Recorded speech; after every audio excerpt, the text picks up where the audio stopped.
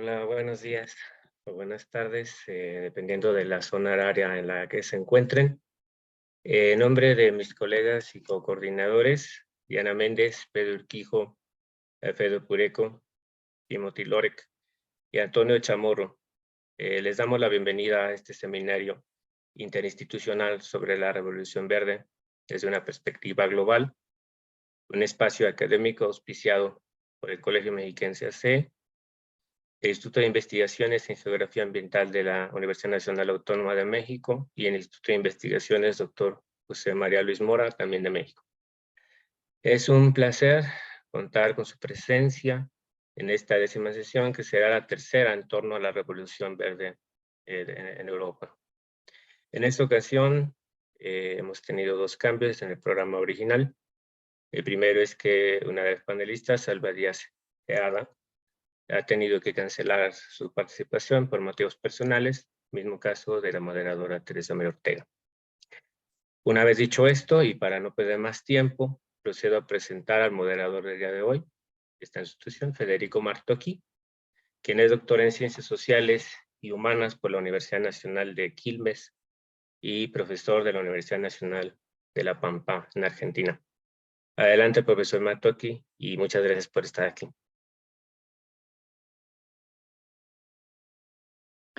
Hola, buenos días, buenas tardes.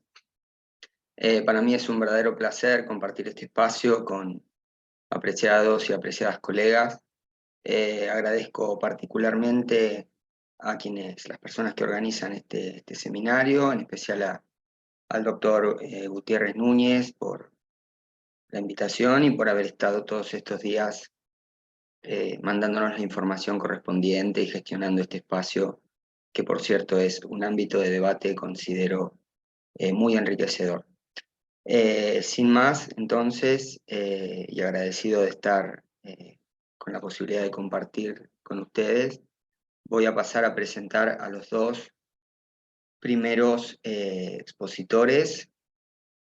Ellos son, en primer lugar, Juan Pan Montojo, que es catedrático de Historia Contemporánea de la Universidad Autónoma de Madrid, especialista en Historia Agraria, y sus últimos libros que ha coeditado se titulan, mejor dicho, La agricultura en la edad del fascismo, publicado en el año 2014, La agricultura en la Europa capitalista, de la escasez de alimentos a los excedentes alimentarios, que salió publicado en 2016, y Hacer política en el campo europeo, 1790 a la década de 1930 del año pasado. Junto con él va a disertar el especialista Lorenzo Fernández Prieto, que es doctor por la Universidad de Santiago de Compostela, donde es catedrático de Historia Contemporánea. Además es director científico comisario del Centro de Investigaciones Universitario de los Países Atlánticos Culturales, así como vicepresidente de la Sociedad de Estudios de Historia Agraria. Además se especializa en historia de las sociedades rurales y el cambio tecnológico agrario, y ha realizado y dirigido trabajos de investigación relacionados con la construcción de la modernidad en el mundo rural y sobre el tiempo de la guerra civil y la dictadura. Si les parece, vamos a sesionar con un tiempo de 25 minutos por cada una de las exposiciones, y si los colegas están de acuerdo, cuando estén a 10 minutos de finalizar, yo les aviso para programar el tiempo. Luego de esta presentación y la siguiente, abriremos la ronda de preguntas, comentarios y el debate. Así que les dejo la palabra, estimados Juan y Lorenzo. Muchas gracias.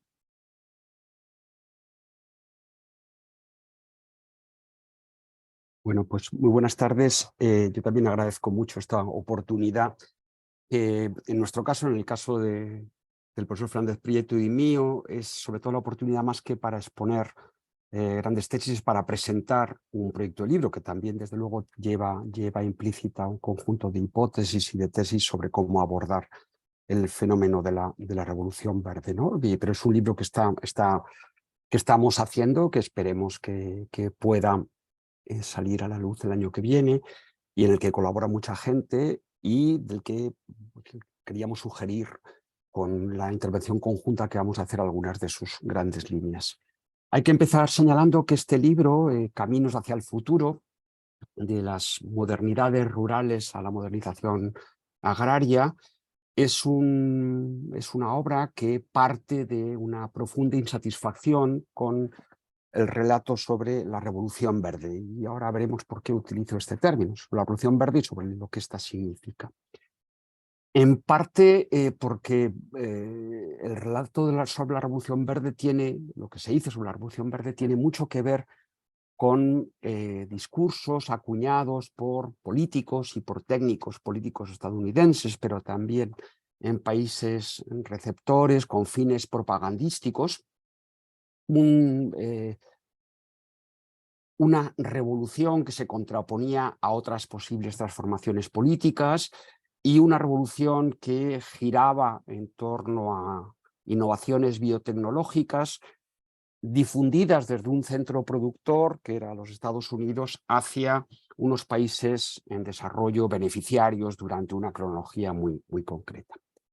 Este relato inicial, que como digo fue construido por los propios protagonistas de estas políticas, ha ido dejando paso con el curso de los años a relatos historiográficos que tenemos la sensación de que a veces están muy fragmentados por países, la Revolución Verde en tal sitio o en tal otro sitio, o construidos desde Estados Unidos, matizando ese relato político inicial, pero no transformándolo de forma radical. Y en cualquier caso, todas estas formas de abordaje de la Revolución Verde, estas historias de la Revolución Verde, tienden a estar muy condicionadas por la cronología propuesta por quienes acuñaron el concepto en los años 60.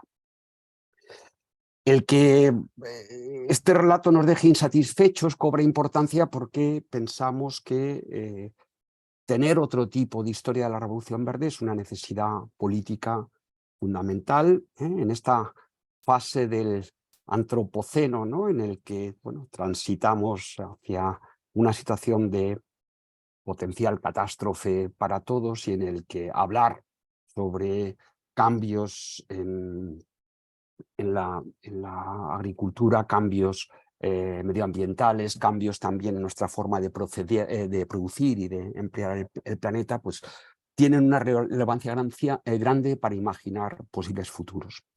Y más para hacerlo en un contexto en el que al mismo tiempo que tenemos necesidades urgentes como humanidad, hay un conjunto de discursos antipolíticos que niegan la posibilidad de la acción política y hay también un conjunto de discursos tecnocráticos que dejan en manos, en última instancia, de técnicos privados o públicos, todo tipo de soluciones. Y en este contexto yo creo que volver la mirada al relato a la historia de la Revolución Verde pues es fundamental.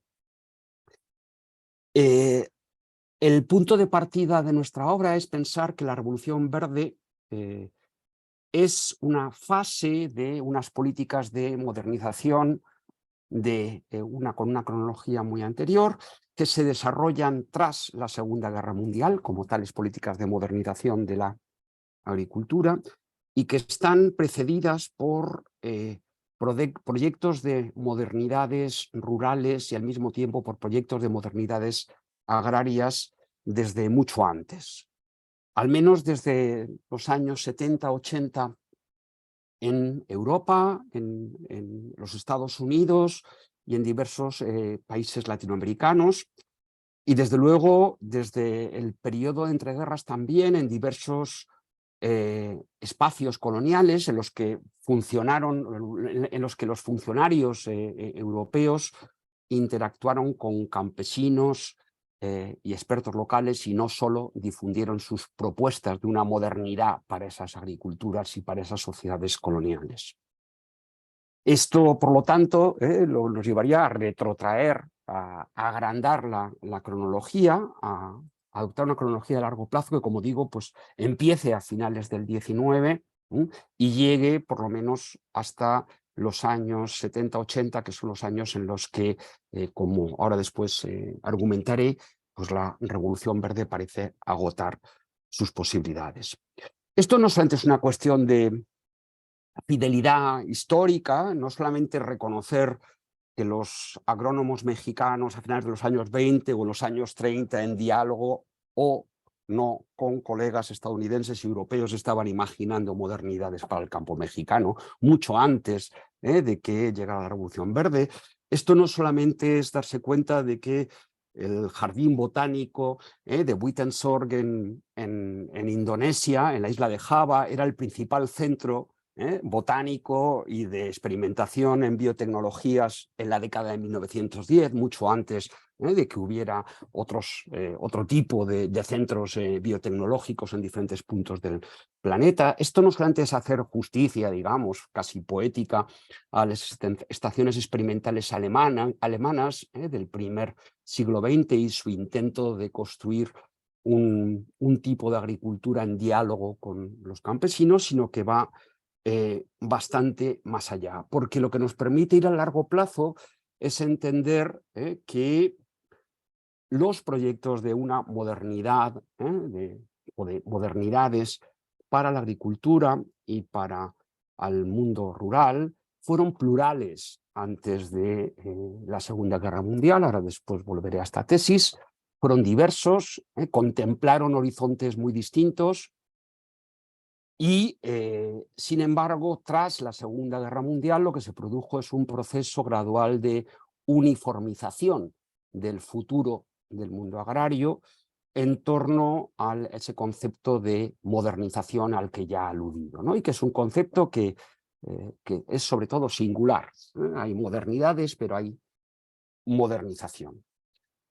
Esto implica también darse cuenta de que a lo largo del que han coexistido, ha habido a lo largo del tiempo, al menos dos sistemas de innovación en el conocimiento agrícola, si no más, y que el propuesto por la Revolución Verde de los años 60 está profundamente conectado con ese sistema de arriba abajo que va unido a la modernización. Esto también nos lleva a tener en cuenta la importancia, más allá de estas especies de lógicas autocentradas del cambio tecnológico, de la importancia de la Segunda Guerra Mundial como punto de inflexión y como parteaguas entre ese mundo plural del periodo de entreguerras y ese mundo posterior mucho más uniforme. Y yo creo que aquí nos reconduce a la importancia de lo político en las transformaciones tecnológicas y desde luego las transformaciones tecnológicas que afectan al mundo rural y a los recursos naturales y aclarar, ¿no?, ese papel de la Segunda Guerra Mundial y entenderlo como punto de génesis de un proyecto muy distinto nos parece muy relevante.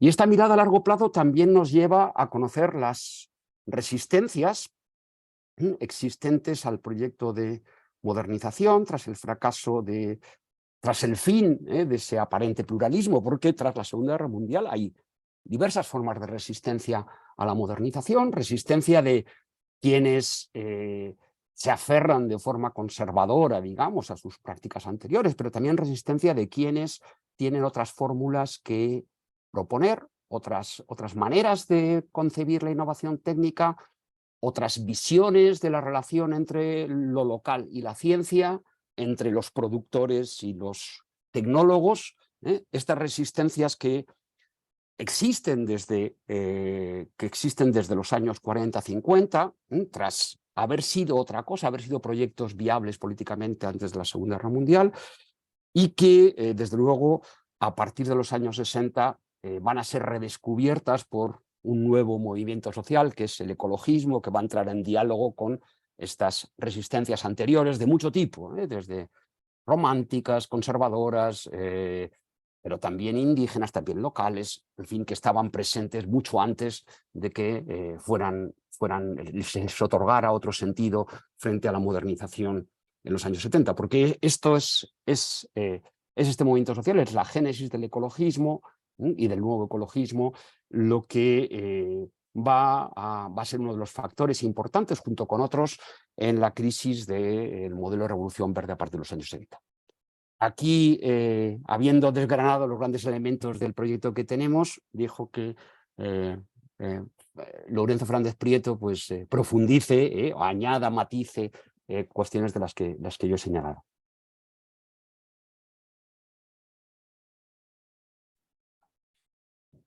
Muy bien, pues muchas gracias, Juan, por introducir, muchas gracias por la invitación, muchas gracias por la iniciativa y encantado de estar aquí, y también por la presentación, Federico. Se me escucha bien, ¿no? Supongo. Enlazando con la presentación de Juan, yo creo que es importante insistir en una idea, y es que nos interesa mucho el relato, pero porque detrás del relato hay una materialidad, ¿no? Hay un acto y hay un programa y hay un proceso de industrialización de la agricultura. Y podemos hablar en diferentes planos y con diferentes elementos del relato. Hay todo un proceso de industrialización de la producción agropecuaria que se produce efectivamente de forma notable y que podemos identificar con el término Revolución Verde después de la Segunda Guerra Mundial, pero que tiene... digamos que hay que entenderlo en toda su amplitud. Es un proyecto que propone la modernización de los no modernos, definiendo, por lo tanto, quiénes son los modernos, que no procede de Europa hacia afuera, sino que tiene como singularidad que procede de Norteamérica hacia Europa, por un lado. Luego tiene otra pata, que indicaré, que se basa y coincide con el dominio del estructuralismo y el control de las estructuras, no solo en términos científicos sociales, sino también la idea de que hay estructuras que van a ser permanentes, incluida la Guerra Fría, incluida la política de bloques, incluida el control de la inflación, los organismos internacionales, sobre todo los económicos, que van a estar ojo a visor. Y con ello las nuevas ciencias sociales, la sociología, la economía, la antropología, ya no utilizada solamente para los kikuyos de Nueva Guinea, la psicología social, y junto con ellos la ingeniería, que es algo que destacamos muchas veces en nuestros trabajos, pero una ingeniería que es técnica y social. Por eso se alía con las ciencias sociales. Los grandes equipos de la Revolución Verde, los grandes equipos de extensión agraria en Costa Rica o en España, por utilizar un modelo que fue estudiado por una tesis que se hizo en Santiago y que hizo Wilson Picado, funcionan exactamente igual, sobre una matriz diseñada y que se adapta a conocer las realidades locales para transformarlas radicalmente. Y como ha comprobado, por cierto, Daniel Lanero y Alba Díaz y yo mismo, en fin, y ellos lo han publicado, creo, en algún momento, después de la Segunda Guerra Mundial, la misma idea y el mismo modelo funciona para transformar la destruida agricultura holandesa, ¿no? En los años de la posguerra mundial. Hablamos, por lo tanto, de un paradigma radicalmente diferente, que aparece después de la Segunda Guerra Mundial, que existe antes, efectivamente, que existe en ámbitos coloniales, que existe en una parte de un debate de los ingenieros, de los técnicos, de los geógrafos, de los agrónomos, pero que no es dominante. Pero a partir del triunfo tecnológico y militar, y a partir de la bomba, me gusta explicarlo así, se impone ese modelo, ¿no? Y ese es un modelo doble, pero un paradigma único, porque es un modelo que podemos rastrear, y no es difícil rastrearlo, en 1929 en la Unión Soviética. Es el modelo de la destrucción del campesinado, de la industrialización forzada de la agricultura, del desarrollo forzado, de la modernización forzada, bueno, que en el caso de la Unión Soviética se identifica rápidamente y exclusivamente con el tractor, ¿no? Pero digamos, en el caso norteamericano siempre se sitúa su inicio en México y en el maíz y en los ensayos de la Rockefeller, pero en fin, que 12 años antes se había iniciado con tractores norteamericanos, por cierto, pero en la Unión Soviética, ¿no? Y es un paradigma impagable después del año 45 y que solo hace crisis en el año 73, pero es una crisis teórica que se fundamenta en la evidencia de que las fuentes de la energía en las que se basa todo aquello no tienen futuro. Pero, en fin, eso no quiere decir que en muchos territorios del mundo, incluidos territorios europeos, y estamos en uno de ellos, que se están incorporando a la Unión Europea, todo ese desarrollo de la Revolución Verde se produzca de forma perfecta, incluso a partir de los años 80 y 90, lo cual que nos da idea de la fuerza del paradigma y, digamos, de la inercia y de la dependencia de la trayectoria que genera ese paradigma, ¿no? Y es fuerte, efectivamente, porque se basa en la existencia de dos grandes poderes ideológicos, tecnológicos y culturales, y no hay ningún tipo de alternativa. La única alternativa es el pequeño campesino que sobrevive en Francia y está, en fin, descrito, por ejemplo, por John Berger, ¿no? Esa idea de la cultura campesina que a pesar de todo se mantiene hasta bien entrados los años 80, pero que está muriendo progresivamente. ¿Qué ocurre? Que nosotros creemos, apoyando toda esta narrativa en investigaciones, en tesis, en trabajos, en investigaciones de los últimos 30 años, efectivamente llegamos a la conclusión de que todavía podemos rastrear en Europa, no solamente en el resto del mundo, que por supuesto en América, sin lugar a duda, podemos rastrear muchos elementos de las formas de agricultura orgánica sostenible que todavía existen, que son practicadas, por ejemplo, en Europa y en el caso de Galicia por mujeres, que no son dominantes, pero que son existentes y que trabajan fundamentalmente en la lógica del autoabastecimiento, pero que nos permiten rastrear elementos de gestión del territorio, de formas de cultivar, de formas de fertilizar, que son orgánicas, ¿no? Y creemos que detrás de Doctor, eso... ¿Sí? Estamos a unos 8 minutos de finalizar Sí. con el tiempo. Estoy iniciando... Vamos muy bien con la presentación. Vale, gracias por comentarlo, ¿no? Quiero decir que ello nos da una... Quería advertir desde este punto de vista que hay una resiliencia de un modelo que siguió existiendo, no solamente en otras partes del mundo, sino incluso también en Europa, en el marco doméstico, en el marco femenino, en el marco de los pequeños huertos, que podemos todavía rastrear. Y eso es importante porque nos permite pensar en el pasado para hacer historia, pero desde el presente y pensando en el futuro, ¿no? Es decir, no se ha perdido aquel conocimiento. Como diría Víctor Toledo, nos permite construir un diálogo de saberes con saberes actuales, ¿no? Luego, en lo que focalizamos nosotros y lo que se verá en el libro también, y ya inicio el final de la intervención, es que entre 1880, la crisis agraria finisecular más o menos, y 1945 precisamente, podemos rastrear no solamente a esos agricultores o esos campesinos de modelo orgánico dominante en casi todo el mundo, sino que podemos rastrear también modelos modernos, no modernizadores, pero sí modernos. ¿Qué quiero decir con esto? Pues que hay un periodo entre 1880 y 1945 que en la península ibérica, en Alemania, en Austria, en Italia y en otras partes del mundo, pero estoy hablando en este caso de Europa, todavía se mantiene el dominio campesino, todavía se mantiene el dominio de la agricultura orgánica, pero hay una relación entre técnicos y agricultores, hay una acción del Estado con la construcción de espacios de diálogo, desde granjas agrícolas hasta centros de experimentación o campos de experiencias, que podemos llamar, como algunos colegas llaman, anfibios, en el que los técnicos no modernizan a los agricultores, los técnicos dialogan con los agricultores.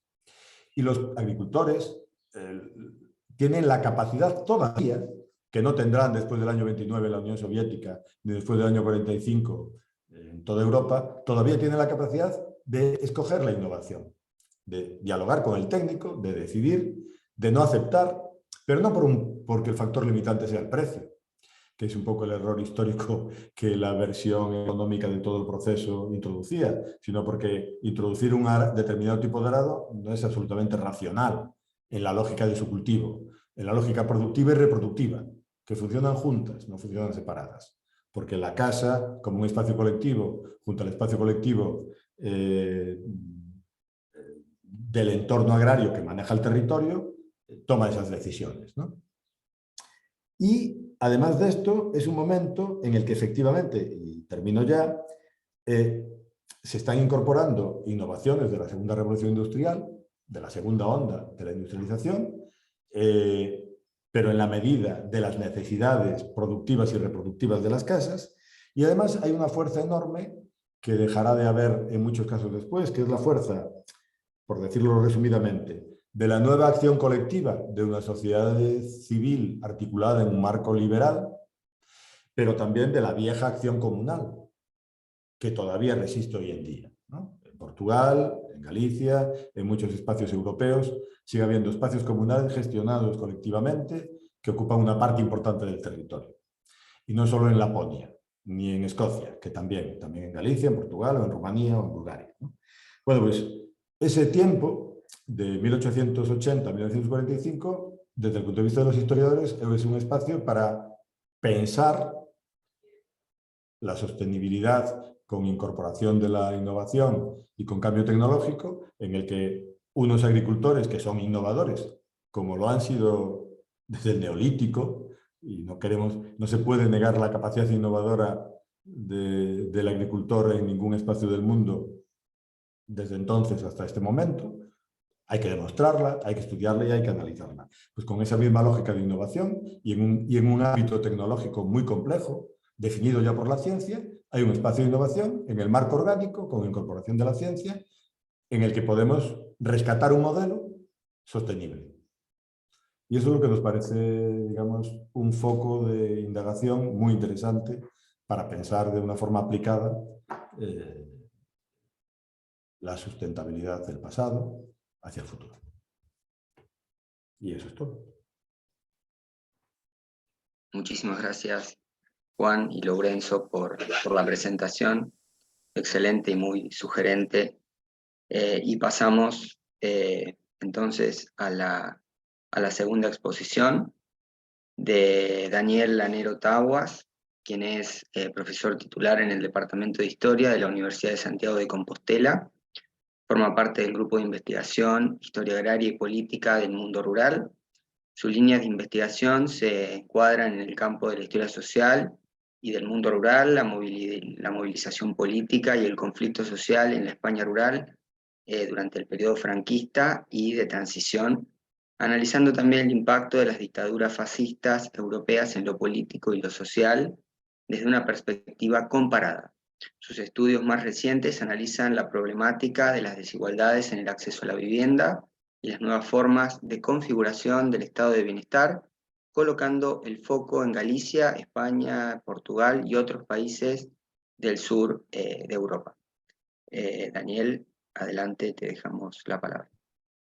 Hola, buenas tardes, buenos días ahí. Muchas gracias al profesor Martucci por su presentación. Muchas gracias también a la organización de este seminario por su invitación. Y bueno, pues es un placer estar aquí. También es un placer poder dialogar también con todos ustedes y con todas ustedes, y también con dos personas que me resultan, dos compañeros profesores, Juan Montojo y Fernández Prieto, pues que me resultan muy cercanos y de los que he podido aprender muchas cosas, ¿no? Como acaban ustedes de ver.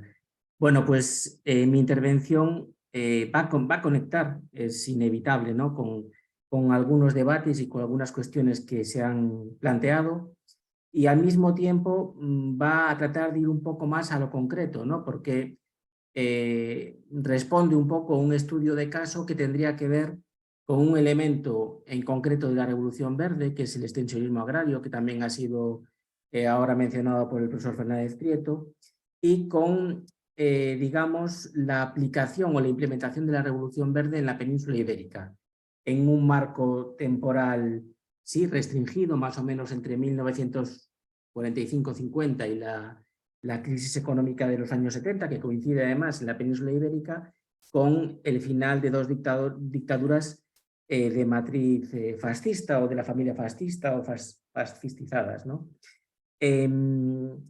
Y un poco la pregunta de partida sería la siguiente: ¿por qué en España, bajo la dictadura franquista, se puso en marcha, con, lo digo entre comillas, un notable éxito, un servicio de extensión agraria que era una implantación bastante directa del Cooperative Extension Service de los Estados Unidos, y sin embargo en un país que desde un punto de vista, por decirlo así, geopolítico, después de la Segunda Guerra Mundial, un país que a diferencia de la España franquista, es el Estado Nuevo portugués, formó parte del Plan Marshall, no fue, sin embargo, posible poner en marcha un servicio de extensión análogo, a pesar de los reiterados esfuerzos de la diplomacia estadounidense porque eso aconteciera, ¿no? Y eso nos conecta también, desde mi punto de vista, con lo que decía el profesor Juan Montojo sobre las resistencias, ¿no? En este caso, luego hablaré de esto un poco al final, sobre las resistencias de carácter institucional y también de determinados segmentos de la sociedad rural. Con todo, sí que quería empezar, no quería empezar bruscamente, por decirlo así, metiéndonos en dos estudios de casos peninsulares, que por otra parte me parece, y también se ha reflexionado sobre esto, cuando se habla de la aplicación de la Revolución Verde o del kit, digamos, de la Revolución Verde y del paradigma de la Revolución Verde al caso español, se hace, y en el caso portugués es parecido, de una manera muy autocentrada, ¿no? Se ha dicho antes, y yo esto lo comparto, que ese paradigma modernizador de la Revolución Verde es claramente aplicable a contextos muy diferentes, ¿no? Ya sea América Latina, ya sea el sudeste asiático, ya sea Centroamérica, que son contextos historiográficamente clásicos, pero también Francia, con los Z a partir de primeros de los años 50, como ha estudiado muy bien Sylvain Brunier, los Países Bajos, o incluso los estados del sur de los Estados Unidos, ¿no? Aquellos estados más pobres de los Estados Unidos en los que la acción extensionista ya en los tiempos del New Deal era bastante importante para propiciar un desarrollo global, integral de la sociedad rural, ¿no? En realidad, ya en trabajos anteriores y particularmente en un trabajo con Alba de Algeada, que ha mencionado antes el profesor Fernández Prieto, hace unos años intentamos un inicio, digamos, de comparación entre el extensionismo agrario en algunos países latinoamericanos y lo que acontecía en la península ibérica, ¿no? En realidad, las principales diferencias que encontrábamos en ese trabajo, que es iniciático y después pues, no hemos tenido la ocasión de profundizar en él, es que realmente las diferencias iniciales eran diferencias contextuales.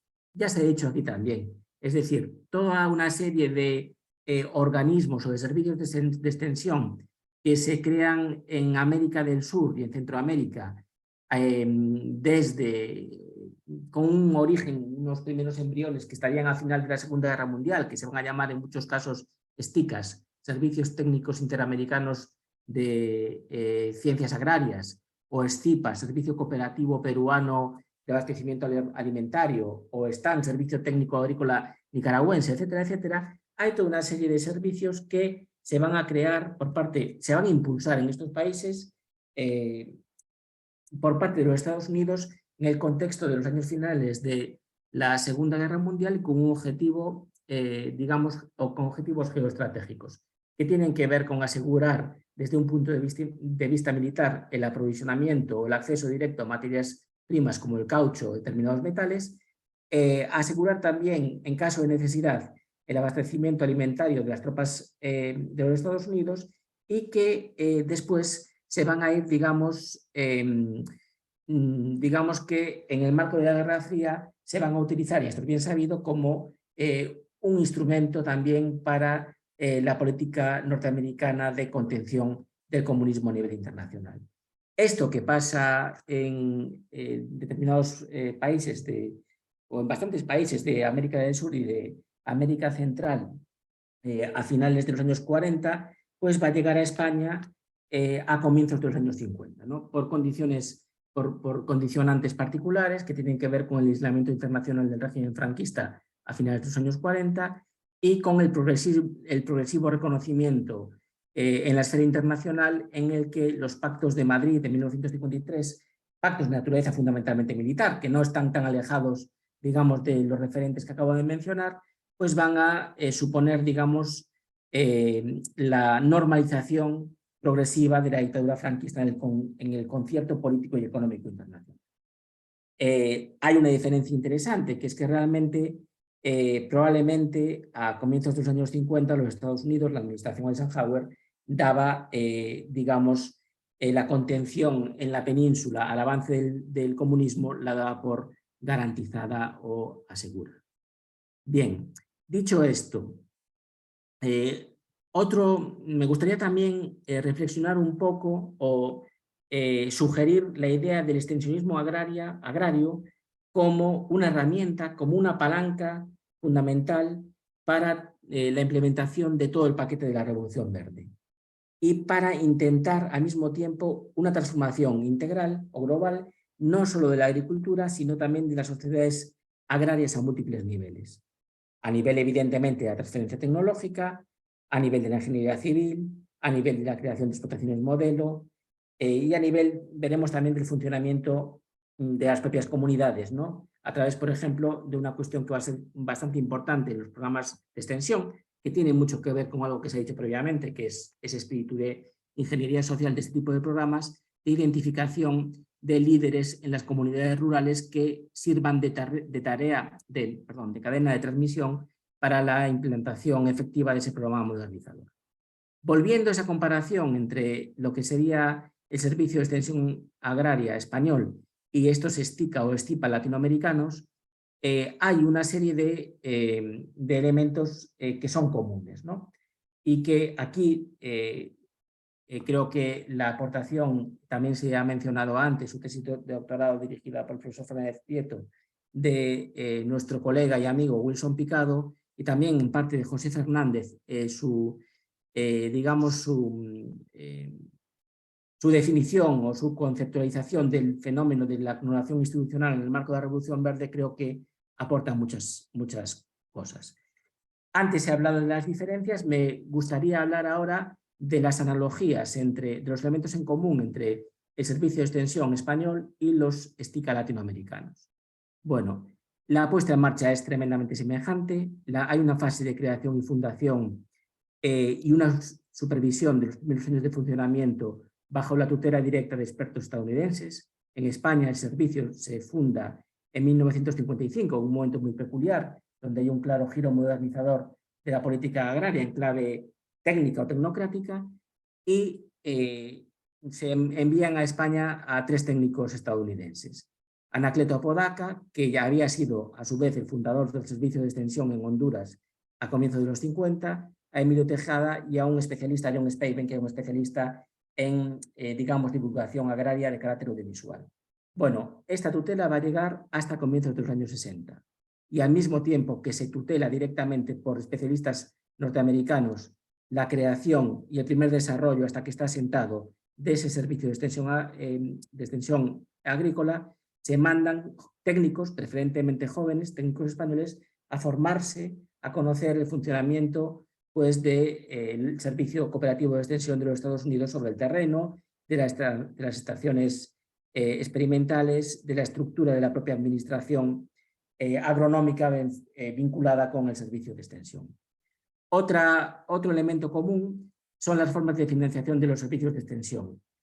Son muy semejantes también. Es habitual encontrar misiones económicas de los Estados Unidos que financian la creación y la puesta en marcha y la dotación material inicial y la formación de los primeros agentes sobre el terreno, y que además tienen un elemento bastante interesante, que es la capacidad que muestran para involucrar a capital privado y particularmente a actores importantes de la sociedad civil, fundamentalmente a las grandes fundaciones filantrópicas, pues claro, la Rockefeller Foundation, la Ford Foundation, pero también estas fundaciones filantrópicas que se implican a veces son de escala menor, ¿no? Por ejemplo, en el caso español fue fundamental para la creación del servicio una fundación auspiciada por un emigrante español que hizo fortuna en los Estados Unidos.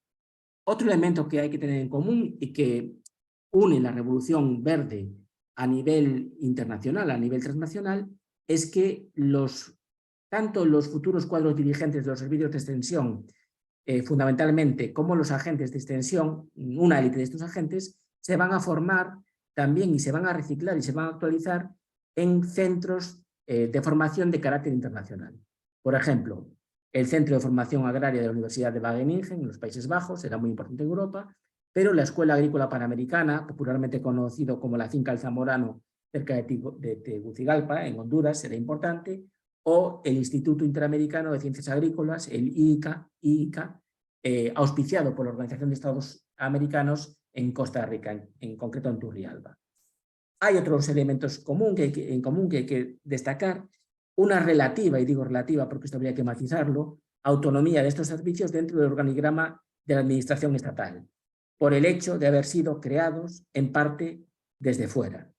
Esta supuesta mayor autonomía hará que los conflictos de competencias con los ministerios de Agricultura, en el caso de que estos hayan existido anteriormente, sean frecuentes, así como con cuerpos técnicos agronómicos nacionales con una tradición corporativa precedente.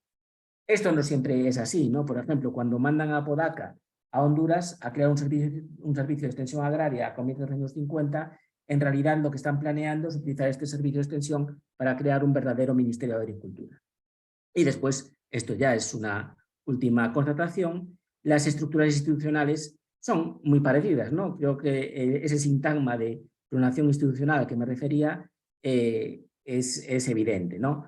Se llamen de diferentes maneras, en todas partes hay clubes 4H para la juventud rural, hay servicios de home economics, se llamen así, o agencias o servicios de economía, o sean agentes de economía doméstica, hay un trabajo con comunidades, existe una metodología demostrativa en el hecho de enseñar al agricultor, aunque, bueno, aquí el lema, por ejemplo, de extensión es trabajar con el agricultor, pero, en fin, esto podría ser un elemento de discusión. O esta idea de que es fundamental identificar a los líderes locales para implementar correctamente los programas modernizados. Bueno, voy ya, y lo voy a hacer de manera más resumida porque quería destacar sobre todo este contexto global o estos marcos, voy a los casos nacionales. El caso español lo resumiré muy rápidamente. El servicio de extensión se crea a mediados de los años 50.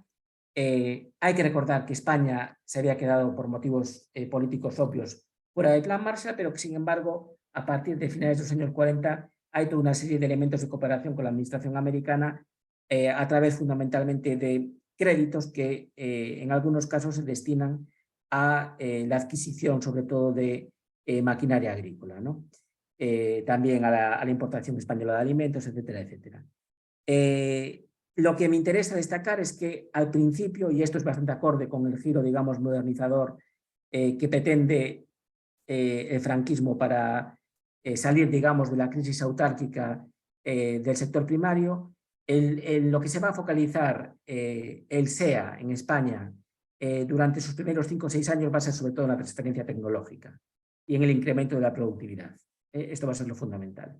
A partir de aquí, a partir de comienzos de los años 60, se puede identificar, le voy a decir también con este adjetivo, un relativo giro social en, digamos, los objetivos del servicio, sin abandonar nunca, en mi opinión, digamos, la cuestión de la transferencia tecnológica y el incremento de la productividad.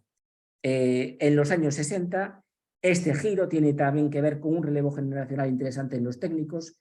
Ya no son los viejos técnicos de comienzos del franquismo, sino que aparecen técnicos nuevos, mejor insertados también en las comunidades epistémicas internacionales, que le dan un cierto giro y que también algunos de ellos recogen las influencias, por ejemplo, que serán fundamentales también en el campo de la extensión de la pedagogía de Paulo Freire. Bueno, en el año 62... Doctor, ¿sí? Estamos a 10 minutos del tiempo, pero vale, estamos perfecto con la presentación. Muchas gracias. Perfecto, perfecto. Muchas gracias por la referencia. Bueno, pues se crean toda una serie de... se crea a comienzos, en el propio año 60, ya se crea la sección de, digamos, de economía doméstica. Se va a crear también una sección que va a ser muy importante, que en el año 62, dirigida por Salvador Chico, la sección de desarrollo comunitario, pero significativamente en el año 67 se crea también una sección de gestión de explotaciones, ¿no? Que refuerza un poco lo que decía antes, ¿no? Y también se van a crear en los años 60, me parece que es en el 66, hablo de memoria, los llamados planteles, que sería, digamos, la traslación en española, digamos, de los clubes 4H norteamericanos para el trabajo con niños y adolescentes. Bien, el servicio tiene un éxito notable, también un éxito político notable, hay que decirlo así, y la extensión geográfica del servicio es muy rápida, de tal manera que en 14 años se pasa de 44 agencias en el año 57 a el récord de 755 en el 71. Y es importante tener en cuenta que el foco organizativo se va a poner en lo local y probablemente también en lo comarcal, ¿no? Proyectos locales, pero organización comarcal. Una agencia por comarca con un agente de extensión, y no en todas, pero muchas sí, una agente de economía doméstica. Un tema que es muy marcado en la memoria de los técnicos del SEA hasta el presente es esta idea de haber sido un tipo de apostolado, digamos un elemento, por decirlo así, de redención y dignificación del mundo rural a través de esa transformación, tanto tecnológica como social, ¿no? Hay una especie de apostolado, hay un aura misional en los técnicos. Esto sería muy interesante, sospecho que algo semejante seguramente habrá acontecido, o estas memorias serán también predominantes entre este cuerpo en otros escenarios donde antes o en la misma cronología se implantaron servicios de extensión. Voy ya para acabar al caso portugués. El caso portugués es que la verdad a mí me parece muy interesante, me parece apasionante, porque realmente en Portugal la creación de un servicio de extensión agraria fue una preocupación permanente por parte de los técnicos, fundamentalmente de los agregados agrícolas, de los diplomáticos con competencias sobre agricultura de la Embajada de los Estados Unidos en Lisboa, que trabajaba en una conexión muy directa con el Departamento de Estado. Y en realidad, Portugal habría podido beneficiarse, entre comillas, o en Portugal se podría haber fácilmente montado un servicio de extensión. Como decía antes, Portugal se beneficia del Plan Marshall entre 1948 y 1951, pero además en el ámbito de la asistencia técnica en la agricultura permanecieron una serie de programas, hasta 25 programas de la Economic Cooperation Administration, la ECA, el organismo encargado de administrar en Europa el Plan Marshall, hasta 1956. Son programas de asistencia técnica clásicos, pero ninguno consistió en concreto en implantar un servicio de extensión agraria. No solamente los diplomáticos norteamericanos estaban muy interesados en esto, sino que también toda una serie de especialistas y técnicos de la FAO. Bueno, tampoco es raro, ¿no? Porque el dominio norteamericano sobre las propias agencias de la ONU en la posguerra de la Segunda Guerra Mundial también era notable, ¿no? Se pueden identificar hasta 3 momentos en el marco de la Guerra Fría donde, digamos, la diplomacia norteamericana, con mayor o menor colaboración de las élites políticas portuguesas, intentó implantar un servicio de extensión. El diseño más acabado o mejor acabado tiene lugar ya en 1951, justo antes de que Portugal salga del plan. Y es muy interesante porque la diplomacia norteamericana, con apoyo de los técnicos de la FAO, hace un diagnóstico sobre la situación de la agricultura portuguesa y llega a una serie de conclusiones que serían también perfectamente predicables para el caso español, como también ha demostrado, en su tiempo demostró un libro del profesor Fernández Prieto, El apagón tecnológico del franquismo. Lo que viene a decir el informe norteamericano es que en Portugal hay una buena investigación agronómica, hay buenos científicos, pero que estos científicos se quedan en el plano teórico y que su investigación no es aplicada o no llega, digamos, a la escala de los agricultores.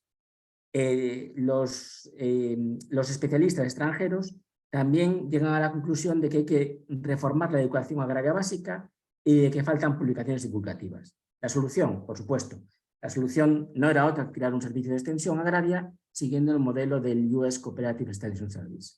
Y diagnostican que hay que crear 200 agencias de extensión en Portugal, con sus clubes 4H, con su sección de Home Economics, etcétera, etcétera. Envían 6 técnicos jóvenes a los Estados Unidos, insisten mucho en que sean técnicos jóvenes y no técnicos, digamos, de edad apoltronados, que no se movían, según los norteamericanos, de sus despachos en la estación experimental. Y, sin embargo, este intento del 51 fracasa, según las fuentes de la diplomacia norteamericana, por falta de interés real de los dirigentes políticos del Estado Novo y de los técnicos de mayor nivel. En 1957, 6 años después, cuando el gobierno portugués, a través del segundo plano de fomento, parece tener una apuesta más decidida por la mejora de la productividad agraria y por modernizar la agricultura, hay un segundo intento, y este parece que va muy en serio, porque se promulga una ley en diciembre del 57 que reorganiza los servicios de extensión, y además se dota, digamos, a esta iniciativa legislativa se la dota de, digamos, de fondos presupuestarios. Sin embargo, en la documentación que he podido ver en los National Archives de los Estados Unidos, esta cuestión no pasó de ahí. Y el tercer intento también es un intento peculiar. El tercer intento y último intento del que tengo constancia antes del final de la dictadura, esto evidentemente está pendiente de ser contrastado con fuentes autóctonas portuguesas endógenas, se produce a mediados de la década de los 60.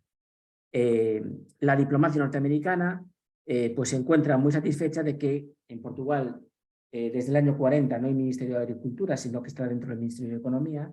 Se encuentra muy satisfecha de que la principal autoridad agraria del país, que es el subsecretario de Agricultura, Vitória Pires, es un gran admirador de los Estados Unidos, visita los Estados Unidos, conoce el Departamento de Agricultura en el año 65, visita varias estaciones experimentales y además lo que hace en este caso Portugal es enviar a un ingeniero agrónomo que es joven, que está muy bien relacionado con, digamos, la comunidad científica agraria internacional, que además forma parte del Comité Europeo de la FAO, además lo nombra director de los servicios de extensión y lo mandan a Estados Unidos junto con la directora del Servicio de Economía Doméstica. ¿En qué queda esto? Los resultados no lo sabemos. Lo que es muy interesante es que la diplomacia estadounidense ya había decidido a estas alturas renunciar, digamos, a una acción directa e intenta influir para que Portugal, el Estado portugués, cree un servicio de extensión a través de la diplomacia blanda, por decirlo así, a través de los training programs y a través de todos los programas de reclutamiento de líderes del United States Information Service. Sin embargo, esto no funciona en Portugal. La pregunta es ¿por qué no funciona? ¿Por qué en Portugal, con unas condiciones de partida en principio mejores o mucho mejores políticamente hablando de las de España, ¿no? Porque el trato que recibe Portugal de los aliados al finalizar la Segunda Guerra Mundial no tiene nada que ver con lo que pasa con España, y el régimen, cuando más dificultades había tenido, fue probablemente durante los propios años de la Segunda Guerra Mundial? ¿Cuál es la explicación de que esto no acontezca? Son hipótesis, ¿no? Desde mi punto de vista, la mayor es el temor que los dirigentes políticos del Estado Novo tenían probablemente al potencial de autoorganización de la sociedad rural implícito en la creación de un servicio de extensión, a través de la organización de la juventud, de la organización de las mujeres, del desarrollo comunitario. Hay que entender que en Portugal el lobby agrario, los llamados señores de la tierra, son un componente fundamental de la coalición de apoyos sociales que mantiene al régimen con vida hasta los años 70 y desean mantener a toda costa el status quo tradicional de ese mundo rural, aunque otros cambios estaban realmente teniendo lugar fuera de su control, desde el punto de vista del cambio económico del propio sector. Y la otra cuestión, que probablemente también se puede aplicar a muchos otros casos, es la diferencia de mentalidad y las diferencias culturales entre técnicos más viejos y con posiciones todavía muy asentadas de poder en la, digamos, en la estructura administrativa del Estado y dentro de la administración agronómica, y técnicos más jóvenes, mejor predispuestos y mejor integrados en las comunidades internacionales y en las instituciones internacionales, ¿no? Que es el caso de este Antonio López Ribeiro del que hablaba antes. Bien, pues es simplemente un poco este estudio de caso, un poco un juego también, en tu sentido, ¿no? Porque hemos publicado un texto, no está publicado, que se llama ¿Por qué aquí sí y allí no?, ¿no? Trabajando un poco esta cuestión. Y mi intervención intentaba pues, conectar un poco o ilustrar un poco lo que son el extensionismo agrario como palanca fundamental desde mi punto de vista para la implementación de la Revolución Verde, con, digamos, bajar un poco esto al terreno de los casos nacionales y al mismo tiempo intentar conectarlo con un marco. En fin, muchas gracias. Muchas gracias a usted, doctor Lanero, por la presentación. Inicialmente me gustaría felicitar a los tres presentadores, han sido trabajos muy interesantes, y aprovecho que tengo la palabra antes de leer las preguntas que ya están en el chat o que alguien levante la mano para hacer otras consultas. Haría una pregunta para cada una de las exposiciones. La primera, para el doctor Fernández Prieto y el doctor Pan Montojo. El trabajo me pareció sumamente interesante y comparto muy enfáticamente esa insatisfacción que ustedes mencionaban respecto de ciertos relatos en torno al proceso de la Revolución Verde. Concretamente, y lo digo muy rápidamente, es el caso que más conozco, que más he estudiado, digo la situación de la insatisfacción por el hecho de que en la historiografía argentina, a pesar de la extensa tradición de estudios vinculados con la historia agraria, ha sido muy difícil, y digo muy difícil, desarmar o comenzar a desestructurar algunos de los relatos y especialmente concentrar la atención en un periodo temporal que ha sido a mi criterio muy desatendido, que es justamente el que va de fines del siglo XIX a, diría yo, la primera mitad del siglo XX, y que tiene que ver con la creación de un servicio de extensión concreto, muy importante para el caso argentino, que se crea en 1956, que es el Instituto Nacional de Tecnología Agropecuaria.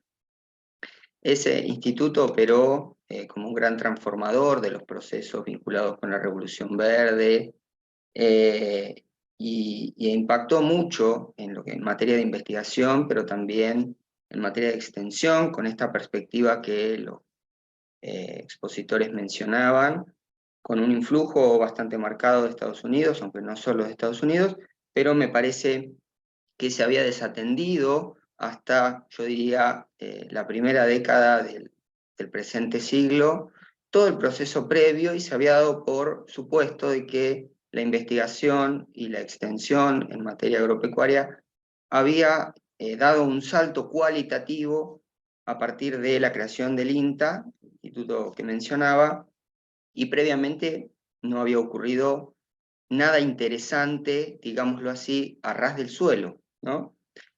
Bueno, diversos colegas y diversas colegas, uno de los que más ha aportado en ese sentido, o más tempranamente ha aportado, es sin duda Julio de Gendregian, pero también han debatido con estas perspectivas, ¿no? Desde un carácter insatisfecho, pensando otros procesos agrarios.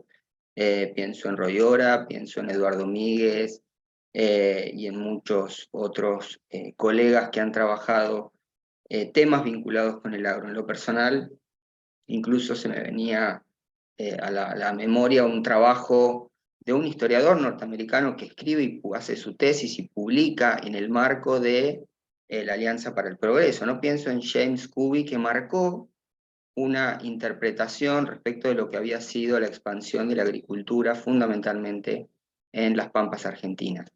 Ese trabajo ha sido muy discutido incluso por Juan Carlos Garavaglia, Jorge Hellman y los colegas que acabo de mencionar, pero digo, en lo que respecta a la ciencia y la tecnología en el agro, la experimentación y los procesos de modernizaciones diversas, como ustedes mencionaban, era para mi criterio y también de los colegas que mencioné, especialmente de Gendregian, imperioso, ¿no?, volver la mirada a el siglo XIX en la primera mitad y en la segunda mitad, para luego pensar qué había pasado durante la etapa primario exportadora, y en todo caso cuáles eran las permanencias y las discontinuidades a partir de la Revolución Verde, ¿no? En ese trance estamos y me interesa particularmente el tema. Y para terminar, porque bueno, me interpeló mucho esta cuestión de la insatisfacción, porque la compartimos, la pregunta concreta, para ser sintético y dejar espacio a los otros asistentes, a criterio de los técnicos que ustedes analizan y de esos relatos en los que se concentraron, ¿cuáles eran las diferencias de la situación posguerra, en lo que respecta a las iniciativas técnicas, ¿no? Las iniciativas técnicas, el colega Lanero también puntualizó en esos casos concretos, pero esa visión de conjunto, si quieren tomar, perdón, apareció un cartel, la visión de conjunto, si quieren mencionar o tomar otros casos que no sean España o Portugal, las diferencias a nivel de las iniciativas técnicas, ¿no? Los cambios del periodo previo en algunas de esas modernidades que identificaron respecto de la situación posterior. Eso en el primer caso. En el caso de la presentación de Lanero, bueno, también me pareció sumamente interesante, la perspectiva comparada incluso es muy auspiciosa a mi criterio. También tiene que ver con, la pregunta va a los técnicos, ¿no? Y en todo caso a la formación de recursos humanos.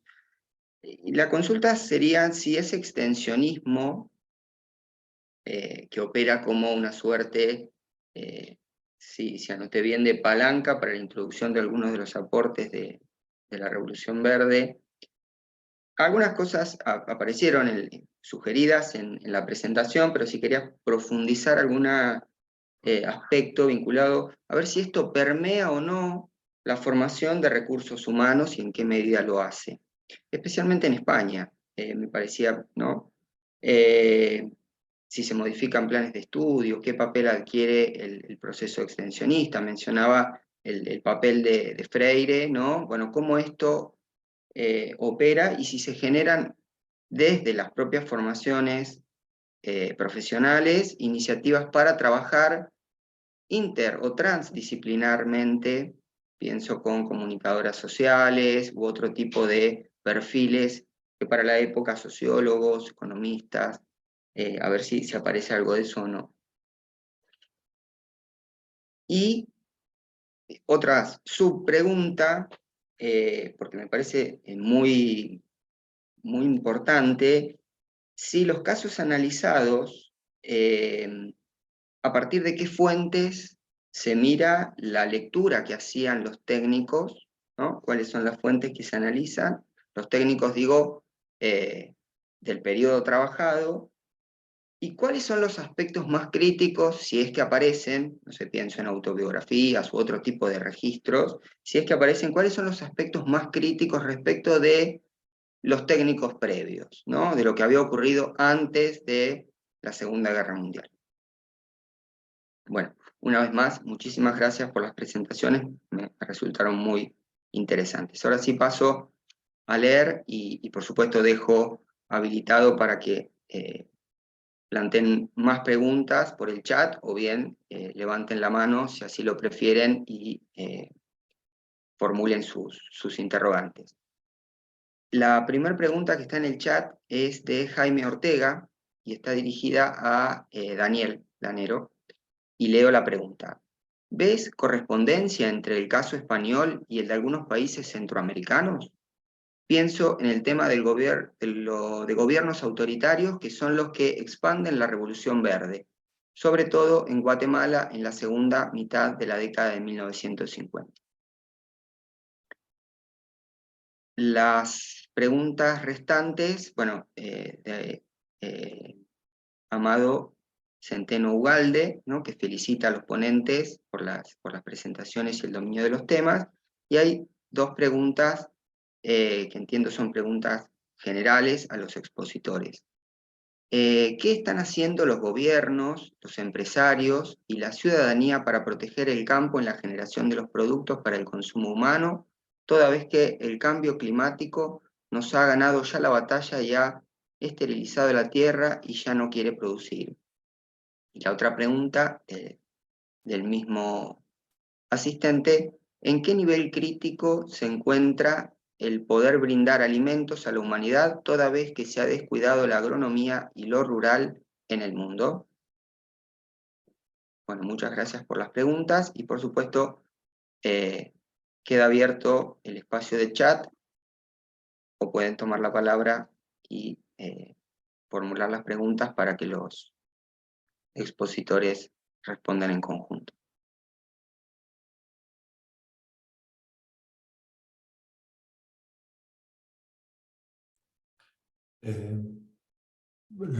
Respondemos, Federico. ¿Te parece? Adelante. ¿O Sí, sí. esperamos? No, vamos a Vale. en el orden de presentación. En todo caso, si hubiera otras preguntas en el chat, vuelvo a leerlas. Vale. Adelante con la palabra. Bueno, podríamos responder Juan o yo, avanzo yo y a la limón Juan continúa como vea, ¿no? A ver, digamos que, bueno, gracias por tu complemento y por tu reflexión, que además nos trae una de las cosas que yo creo que estamos viendo, y por eso la publicación, la edición del libro que tenemos en marcha, es que en este momento tenemos una historiografía madura en todo el mundo para reflexionar en el sentido en el que estamos reflexionando nosotros y tú mismo, ¿no? Y este seminario es un poco la prueba. Digamos que, a ver si consigo responder a tu pregunta o si entiendo lo que quieres formular, ¿no? Digamos que los técnicos de antes de la Segunda Guerra Mundial y los técnicos de después de la Segunda Guerra Mundial se comportan de formas radicalmente diferentes. Aunque hay elementos que muchas veces el historiador, desde el presente, en un sentido teleológico, rastrea. Porque si lo que busca es la genealogía, solo busca lo del pasado que se parece al presente, no lo del pasado que no se parece al presente. Hoy sí, claro, porque lo que nos interesa es el pasado sustentable, pero como tú bien dices, lo que ocurre en Argentina yo creo que ha ocurrido en todas partes, ¿no? Es decir, hay un momento del final del siglo XIX a 1930-40 que queda como el antecedente del triunfo posterior de la Revolución Verde y la definitiva industrialización de la agricultura que estuvimos esperando inevitablemente. Claro, visto desde hoy eso no ocurre. ¿Y qué pasa con los técnicos? Bueno, pues efectivamente, cuando uno rastrea a los técnicos y los ve desde otro punto de vista, digamos que el técnico posterior al 45 es el técnico que muy bien ha descrito Daniel Lanero, ¿no? Es el técnico del modelo extensionista, que parte de tres ideas muy simples. Ellos tienen que modernizar al atrasado, tienen que desarrollarlo. El agricultor no sabe hacer su trabajo, sino que alguien se lo tiene que enseñar. Y en todo caso, la forma de hacer su trabajo no tiene ningún valor, porque el valor del técnico es infinitamente superior, es científico. Por supuesto, el agricultor, el campesino, el farmer no sabe innovar, por eso necesita al extensionista y todo su complejo para explicarle en qué consiste la innovación. Toda esa concepción es profundamente ahistórica, porque hay, digamos, el horizonte romano o neolítico, por hablar de Europa, ¿no? Y seguramente en el resto del mundo también, y todo lo demás es presente, ¿no? Y en el medio no hay nada. Y luego lo más significativo es que el agricultor no acepta el cambio, y por lo tanto el cambio debe ser impuesto. Por eso la comparación entre la Revolución Soviética y la colectivización forzada y el modelo posterior, porque en el fondo el paradigma es el mismo, porque el paradigma tecnológico también es el mismo, ¿no? ¿Qué nos encontramos antes de los años 40? Bueno, pues aparte de modernidades diferentes, adaptadas a cada territorio de formas distintas,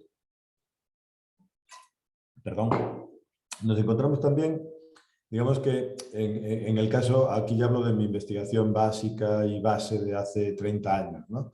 Nos encontramos unos técnicos que llegan al territorio, que proceden de escuelas, que que llegan a establecimientos creados ex professo, granjas experimentales, servicios agronómicos, digamos, vistos desde hoy primitivos, pero que tienen influencia, presencia en el territorio, poder, interlocución mediática, interlocución con las élites, y que sufren lo que yo llamé en su día una especie de sarampión modernista, ¿no? Es decir, hay un montón de novedades a libre disposición que ellos quieren implantar para mejorar la producción agrícola, la piscícola, en fin, introducir fertilizantes, máquinas que acaban de ser inventadas. O sea, estamos en 1900, claro.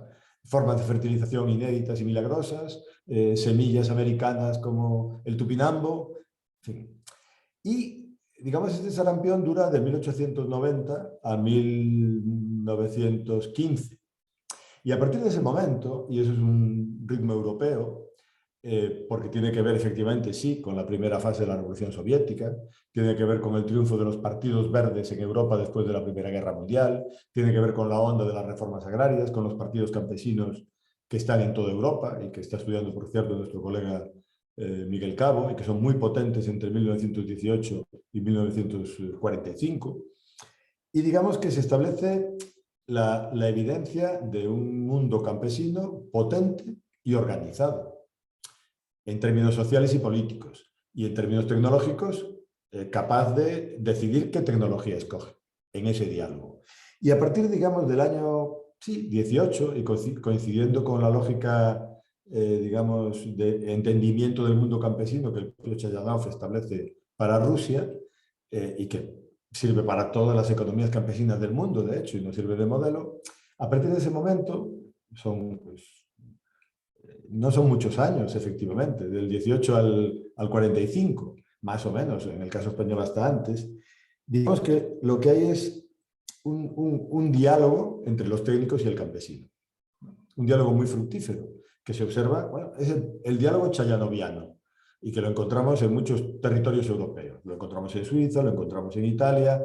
No todos los técnicos trabajan en la misma lógica, pero sí que hay muchos técnicos que trabajan en esa lógica, ¿no? Y digamos que hay, bueno, eso, lo que hemos llamado alguna vez el técnico chayanoviano, para identificarlo, que además de entender la economía campesina, interacciona con ella para modificarla, para generar espacios de innovación, pero que siempre son espacios de innovación bastante situados, esto no es general y no se puede tomar como inamovible, pero bastante situados en la lógica de las necesidades campesinas, ¿no? O de las necesidades de los farmers, siempre que se den unas condiciones, que es el control y el manejo de la explotación por parte de los propios agentes agricultores, llamémoslo, de los farmers, ¿no? Y esto, digamos, es lo que contrasta un periodo con otro desde el punto de vista de la acción de los técnicos. No sé si Juan seguramente querrá comentar. Sí, no, bueno, yo a este cambio cultural al que alude Lourenço quería añadir otro cambio estructural distinto, y que es un cambio interno en Estados Unidos y en otros lados, pero es el desarrollo de una agroindustria con empresas mucho más potentes, tanto de insumos. Por ejemplo, a partir del 45 en Estados Unidos van a aparecer suministradores industriales de semillas escogidas, etcétera, etcétera, como también de paquetes en los que se enlaza una semilla con un tipo de pesticida o de fertilizante, que van a alcanzar una gran difusión en estos años. Y esta agroindustria que suministra paquetes a través de su coordinación va a verse muy apoyada por el gobierno de Estados Unidos.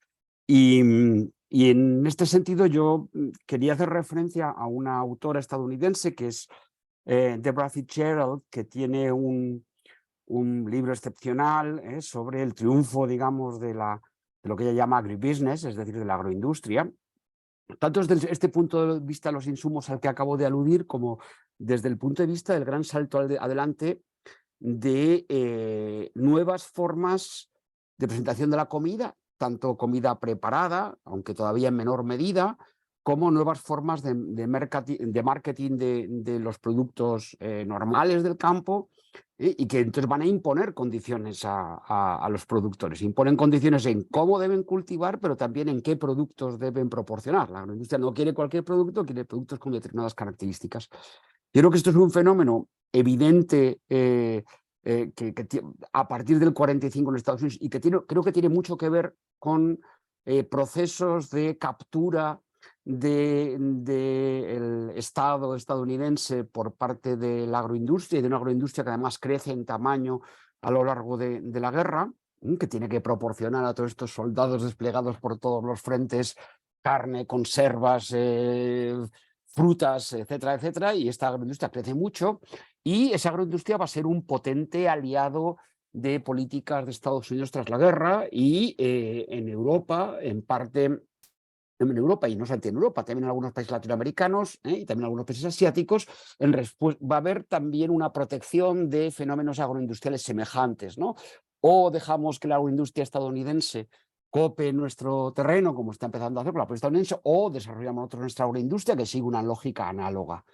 Eso no solo supone que los agrónomos tengan otras salidas que antes no tenían, muchos de ellos trabajaban para el Estado o asesoraban a grandes propietarios o tal, pero no tenían muchas salidas, sino que ahora aparece todo un mundo de posibilidades. Y yo creo que eso tiene algo que ver con el cambio cultural, ¿no? Porque es la industria que triunfa y que ofrece una vía distinta. Y a mí eso me parece bastante importante, complementando lo que señalaba el profesor Fernández Prieto, para explicar por qué en ese momento, y no solamente es que sea una cuestión se nos preguntaba las iniciativas técnicas, bueno, es que aparecen paquetes tecnológicos intensivos en capital, con un nuevo papel, con una especie de lo de paquete, es decir, no es una solución que yo negocio, es que ofrezco un conjunto de cosas y esto se tiene que hacer así. Hay que utilizar tractores, en su caso, hay que utilizar tal tipo de maquinaria, hay que utilizar tal tipo de pesticida, tal tipo de fertilizante, hay que utilizar tal variedad. Todo esto va junto para conseguir estos productos que a su vez se puedan colocar, tengan salida fácil. Yo creo que esto es algo que evidentemente no ocurre de la noche a la mañana, pero que durante la Segunda Guerra Mundial experimenta un gran salto adelante que se va a proyectar al resto del planeta en las décadas posteriores, ¿no? Y me parece que eso es un fenómeno clave.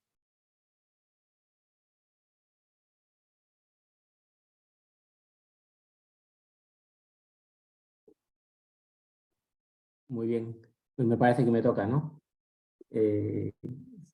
Sí, un poco en relación a las preguntas que se planteaban, pues nada, primero, en primer lugar, agradecer las preguntas, me parecen muy interesantes, de las que la primera que me planteaba, bueno, eran dos preguntas en realidad que me planteaba el moderador, el profesor Martocci, pues es la cuestión de si el extensionismo permea o no la formación de recursos humanos.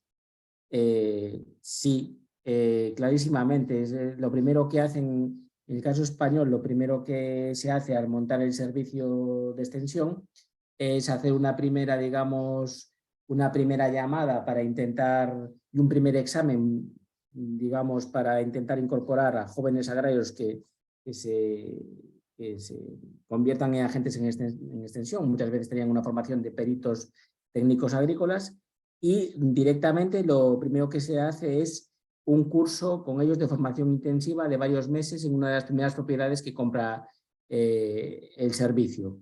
Y ahí hay un programa de formación intensivo que se basa en la explicación y la interiorización de los principios de la extensión, digamos, en la tradición de extensionismo agrario norteamericano, que es sobre todo el autor fundamental es Penders.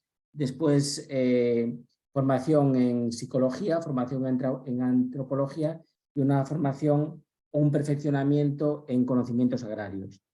Eso es lo primero que se hace, es moldear a los futuros agentes de extensión o a estas personas que ya han sido seleccionadas como agentes de extensión. Y en el caso de los agentes de economía doméstica, exactamente igual cuando se cree esa parte del servicio.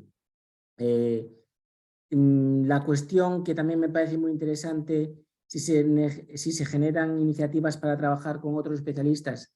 Sí, avanzada la década de los 60, precisamente por iniciativa del director del servicio de acción o transformación comunitaria, se incorporan al servicio de extensión agraria sociólogos.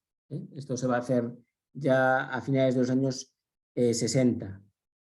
Aquí va a suceder otra cosa que es interesante, que es que, y con esto también creo que se responde un poco a una cuestión que planteaba el moderador, ¿no? Que con el paso del tiempo algunos agentes de extensión van a entrar en una cierta contradicción interna sobre que por una parte el servicio de extensión está aprovechando o intentando aprovechar el potencial de las propias comunidades a partir de la propia observación del trabajo colectivo y de la ayuda colectiva en las comunidades para implantar, digamos, programas de mejora que funcionan con esa dinámica comunitaria, y como eso es absolutamente contradictorio con el marco político global de la dictadura, ¿no? Esto es una cuestión interesante. La cuestión es valorar si hasta qué punto esto para algunos partícipes de la memoria corporativa del servicio han convertido al propio servicio en un instrumento de democratización de la sociedad rural, o hasta qué punto estos casos de entender esta contradicción que se genera en algunos agentes fueron o no minoritarios o fueron o no más extendidos, ¿no? Yo creo que esto es una cuestión también interesante, ¿no? La memoria del servicio ha querido presentar el servicio como algo ajeno a la propia dictadura, y no, el servicio estaba precisamente, valga la redundancia, al servicio de los objetivos de la dictadura. La pregunta que hacía un participante, no recuerdo ahora su nombre, sobre si tiene sentido una comparación con los servicios de extensión agraria que se implantan en Centroamérica por parte de regímenes dictatoriales y lo que pasa en España, yo diría que absolutamente, ¿no? Diría que modernizar en un contexto autoritario a priori parece más sencillo desde el punto de vista que frente a periodos anteriores no hay interlocutores válidos de la sociedad civil con los que haya que negociar ese programa modernizador. De todas maneras, también matizaría esto un poco, porque creo que en la Europa occidental democrática de posguerra, a pesar de la fuerza de digamos, de los sindicatos agrarios, porque es muy notable en un país, por ejemplo, como Francia, ¿no? Y de todas las corporaciones agrícolas, aún así la potencia del paradigma modernizador de la Revolución Verde es tan fuerte que también en líneas generales, no digo yo que no hubiera que negociar aspectos concretos, pero se acaba imponiendo, ¿no? Es decir, ese mainstream, que también es cultural, es muy potente y acaba, no sé si pasando por encima, no creo que sea el caso, pero acaba también mediatizando esa negociación colectiva con la sociedad civil, ¿no? Y respecto de una cuestión que salía ahora, que comentaba el profesor Montojo, esta cuestión de la industria me parece muy interesante. Simplificando mucho, porque esto es una simplificación, yo a veces tengo la sensación de que en el caso español, en el caso del franquismo, hay un momento que la política agraria gira en el sentido de que el Estado deja de ser o deja de asumir el protagonismo y se convierte en cierto sentido en, digamos, el encargado de realizar políticas subsidiarias, políticas que son fundamentales para las agroindustrias, ¿no? Y me refiero a las políticas de comunicaciones terrestres en el mundo rural y particularmente a la política de electrificación del mundo rural. Es decir, hay un momento en que me parece, simplificando mucho, que el Estado da como un paso al lado y el centro de la política agraria es precisamente ser subsidiaria a las necesidades de la agroindustria. Esto me parece que es una cosa interesante que seguramente pase en muchos otros contextos, como se comentaba.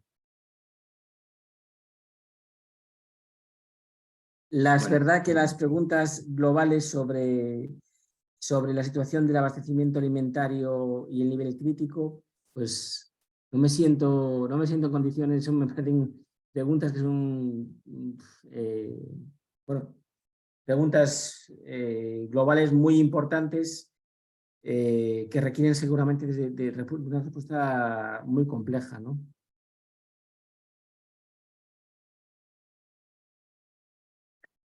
Bueno, muchas gracias por las respuestas. Ha sido un placer escucharlos, por la claridad además de las presentaciones.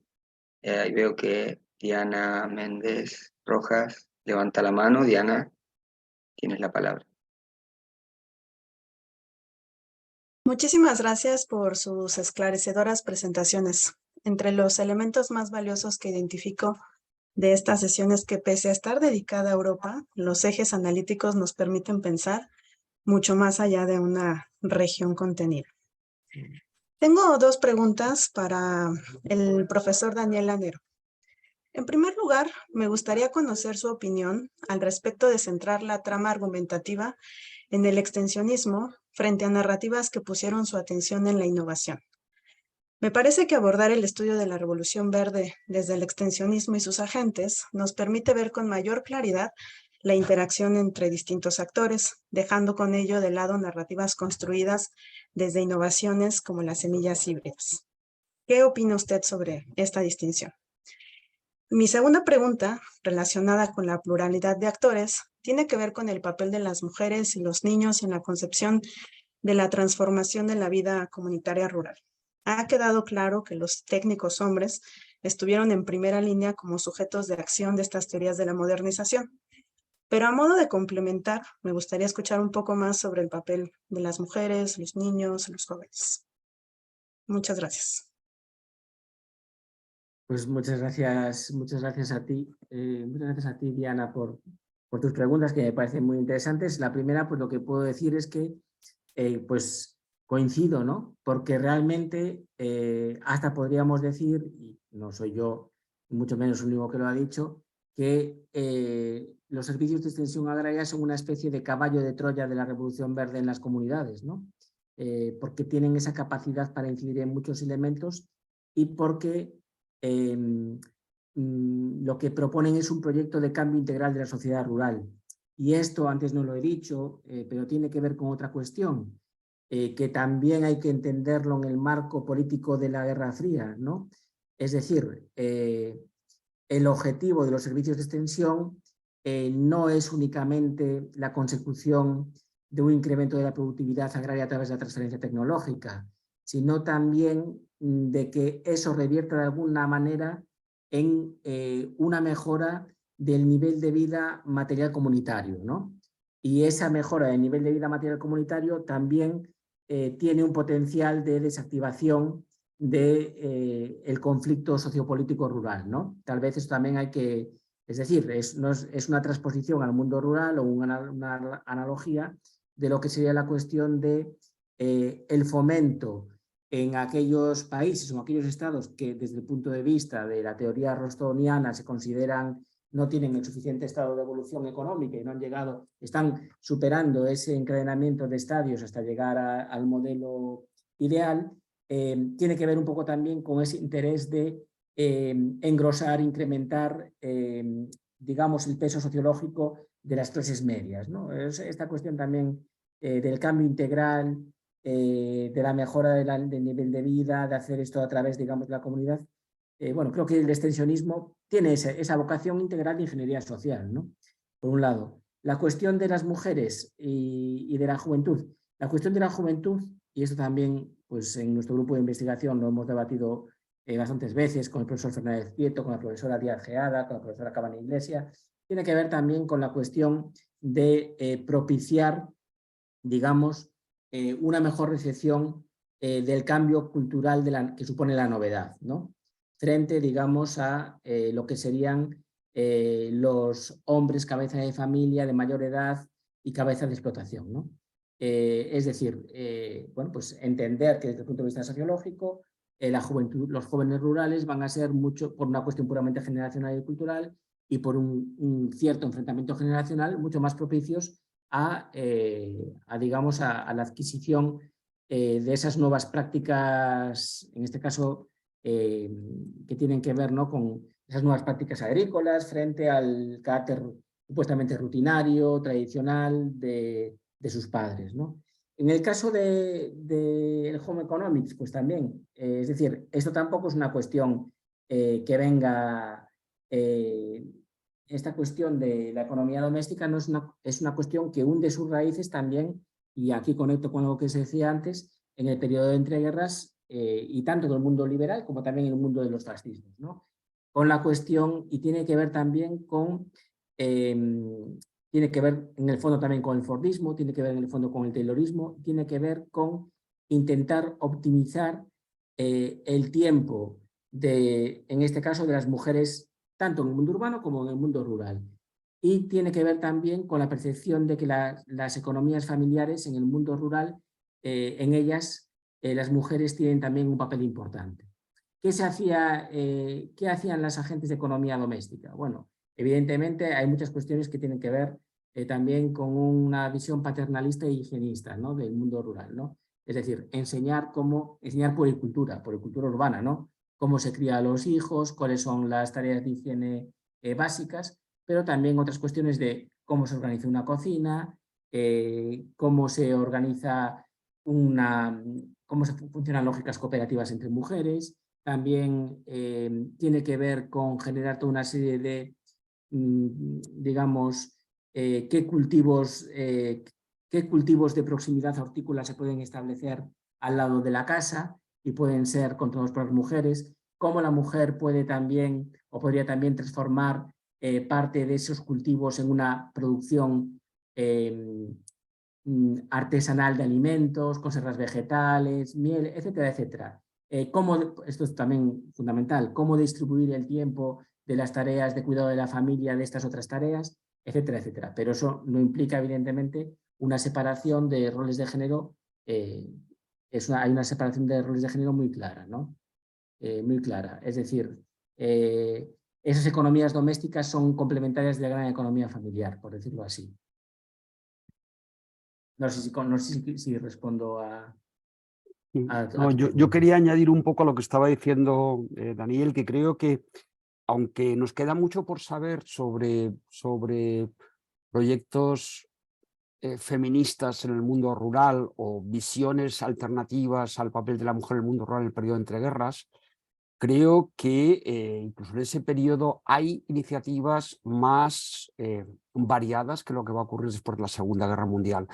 Por ejemplo, en los años 20 se crea una alianza de mujeres del campo del mundo, que en realidad es una asociación de damas en general aristocráticas, francesas, británicas y tal, pero que proyectan una visión en femenino del mundo rural que no es totalmente coincidente con la que van a difundir, o que tiene poco que ver, yo creo, con la que van a difundir después de la Segunda Guerra Mundial las agentes femeninas de extensión agraria que se dedican a la economía. Yo creo que la modernización construye un arquetipo del agricultor profesional que es varón, que es hombre, y en el que las mujeres no tienen hueco.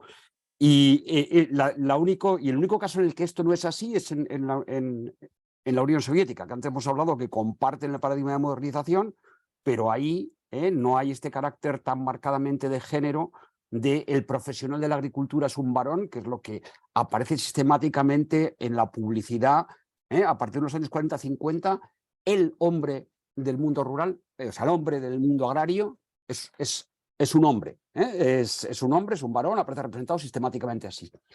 Y esto es una diferencia con lo que ocurre al otro lado del telón de acero, y una diferencia importante, porque digamos que hemos tirado con el hundimiento del mundo comunista, pues han pasado, hay una actitud muy crítica y muy lógica sobre determinados elementos de ese mundo, pero desde luego la posición de hombres y mujeres en el periodo de la modernización es muy distinto.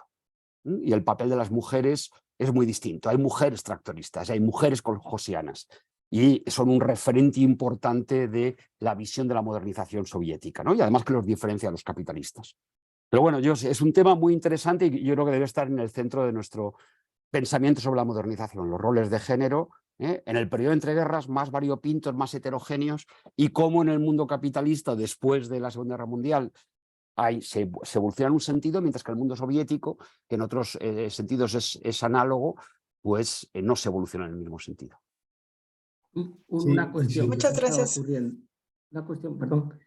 me estaba ocurriendo, recordando un poco lo que se decía sobre las agentes, de lo que dice Sylvain Brunier sobre las agentes de economía doméstica en la Francia de los años 50 y 60, ¿no?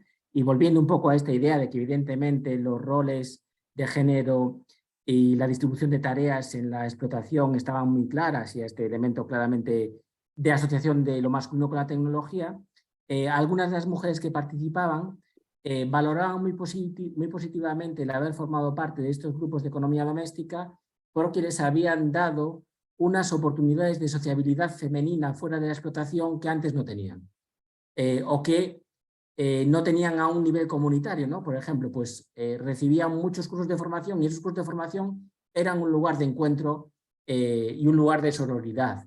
O la gente de economía doméstica a su cargo les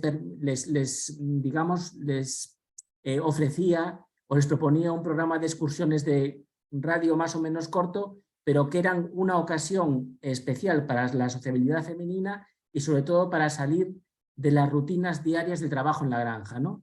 Entonces, me parece interesante estos elementos de carácter ambivalente, ¿no?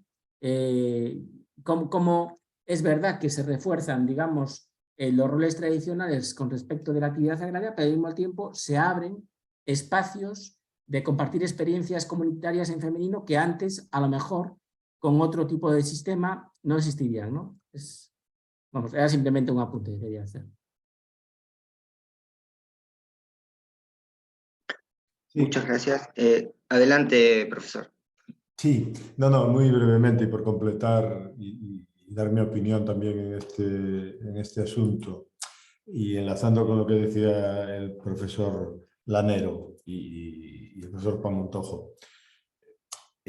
Hay un proceso en realidad de domesticación de la mujer, de domesticación en cuanto a situarla en el mundo doméstico, ¿no?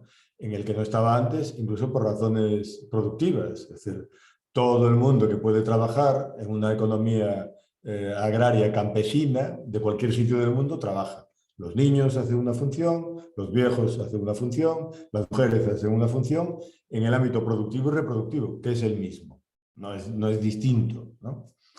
Como trabaja, por cierto, desde hace algún tiempo una colega nuestra en este centro, que es Estefanía Barca, ¿no? Estefanía Barca. Pero además yo creo que esto tiene que ver, y esa distinción que hacía el profesor Juan Pamontojo, tiene que ver con que el modelo que se implanta en Europa Occidental y en general donde se establece la extensión agraria es un modelo directamente norteamericano, que procede además de un cambio de rol que se produce en las farms norteamericanas de las grandes praderas. La introducción del tractor da un rol más al hombre que no va a poseer la mujer. Salvo un pequeño momento, por ejemplo, en Inglaterra, que es conocido, ¿no? En el momento de la Primera Guerra Mundial, incluso de la Segunda, pero que son rápidamente retiradas. Pero el modelo que se implanta y que procede de esa matriz construida desde la antropología, la sociología, la economía, con ese rol de economía doméstica, busca situar a la mujer en el papel que vemos incluso en la publicidad norteamericana de los años 50. En eso sí que es distinto, efectivamente, el modelo soviético, ¿no? Porque también es una matriz diferente. Y yo creo que eso es bastante importante y además hay que tener en cuenta que, como estudia otra colega nuestra y otros colegas nuestros, en concreto Luisa Muñoz, procede de un proceso de domesticación que se produce ya antes respecto del mundo industrial.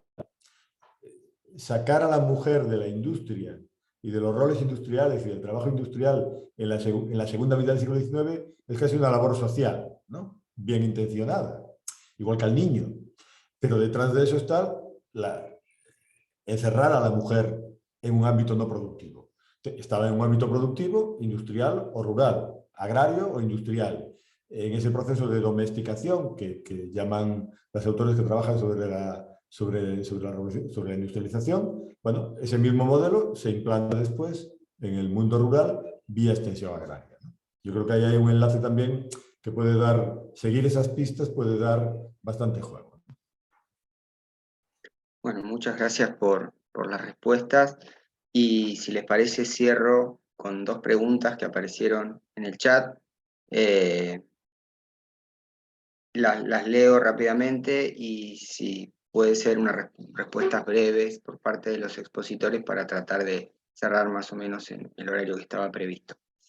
La primera pregunta está destinada a Daniel y la segunda retoma algunas cuestiones que había dicho el doctor Pamontojo.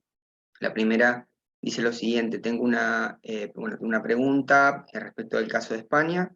Es un país interesante porque dentro de un periodo corto la política agraria cambió del proteccionismo de la monarquía a los programas sociales de la Segunda República, a la política autárquica del primer franquismo y a la política de modernización de los años 50 en adelante.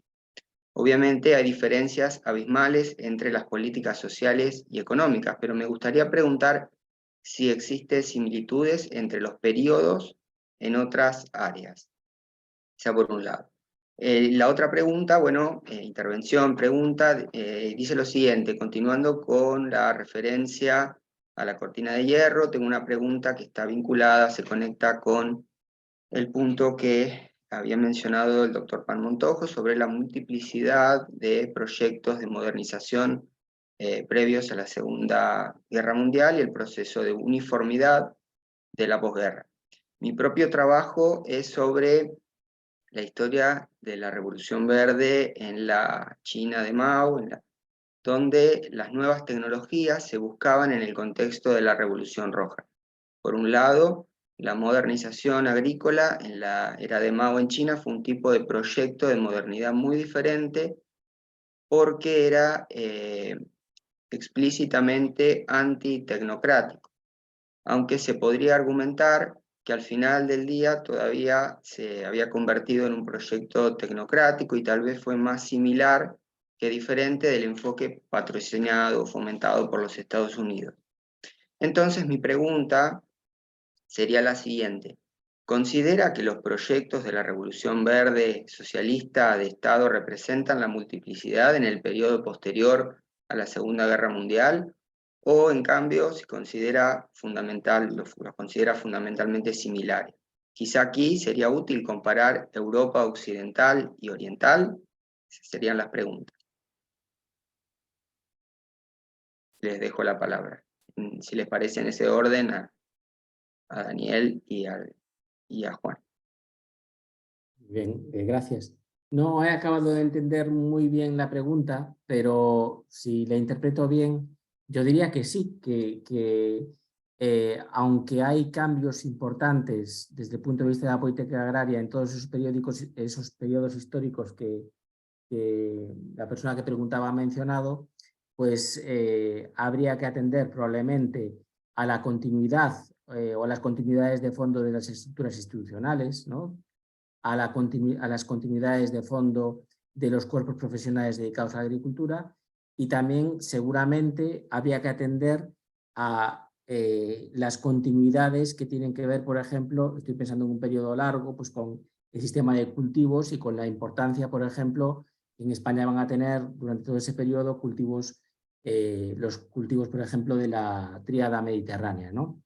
Pero bueno, evidentemente, claro, sí, hay continuidades que son continuidades que vienen dadas por el marco global en el que tiene lugar la agricultura y la política agraria y la evolución de la sociedad rural, y después evidentemente hay cambios más o menos profundos desde un punto de vista coyuntural, pero sí que comparto, lo digo una vez más, comparto esta idea de preguntarnos por estos temas en duraciones largas que se ha ido mencionando aquí varias veces, ¿no?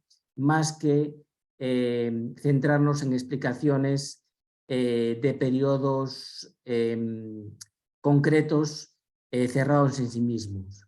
Incluso también, yo creo que esto también lo decía un poco antes, es importante no analizar, por ejemplo, en el caso español, la política agraria del franquismo como algo cerrado en sí mismo y ajeno a lo que estaba aconteciendo a nivel global, ¿no? Esa relación tenemos que establecerla, ¿no? Gracias. En respuesta a la pregunta de Sigrid Schmalzer, yo quería decir dos cosas. La primera es que creo que sí que hay el tipo de proyecto de modernización a uno y otro lado del telón de acero no son idénticos, aunque tengan unos elementos comunes muy potentes, y aunque creo que el proyecto al final sea la urbanización del mundo rural y la industrialización de la agricultura y que eso sea común, verdaderamente hay toda una serie de ámbitos en los que están las diferencias. Ya hemos aludido a uno, que es el del género, ¿no? Pero también podríamos aludir a otros, como el énfasis puesto en una industrialización acelerada que lleva a limitar en muchos casos los recursos industriales disponibles para la transformación de la agricultura, que sería un segundo ámbito en el que creo que las diferencias entre ambos lados son importantes, sobre todo en los años 40-50. Pero yo, y por lo tanto, creo que hay una identidad de fondo, pero diferencias estratégicas importantes. Y a mí lo que me gustaría es que Schmalzer, que es una experta en la China de Mao y que es la que ha formulado la pregunta y es la que nos ha dicho que el modelo de revolución verde chino, como tiene esa componente antitecnocrática, al menos inicialmente, pues supondría una cierta divergencia respecto al modelo occidental, pues fuera la que interviniese para comentarlo, más que en sentido contrario que yo trate de darle respuestas, porque me parece muy interesante las aportaciones suyas que he leído, y creo que en lo que coincide es en esta idea de identidad en lo fundamental de la modernización, pero diferencias importantes en aspectos no menores que van desde la propiedad de los recursos, el papel de la agroindustria, los roles de género, etcétera, etcétera, ¿no? Que no son ni mucho menos laterales.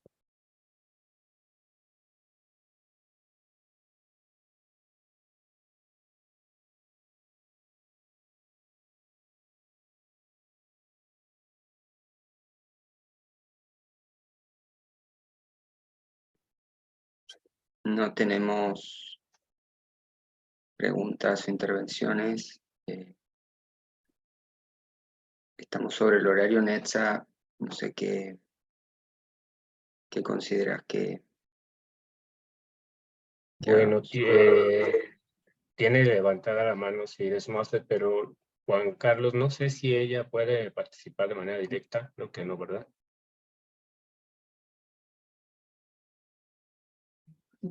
Ella bajó la mano. Bueno, ok, pues ya estamos sobre el tiempo, si gustas ir cerrando, Federico. Bueno, por supuesto, si la colega vuelve a levantar la mano, le asignamos la palabra. Si no, sí, Netza, adelante. Bueno, no sé si pueda levantar, participar Juan Montojo para diferenciarlo de Juan Carlos, pero ella participará de cualquier manera en una sesión que está planeada el mes que entra, que el segundo martes del mes que entra, habrá una mesa sobre China y el este de Asia.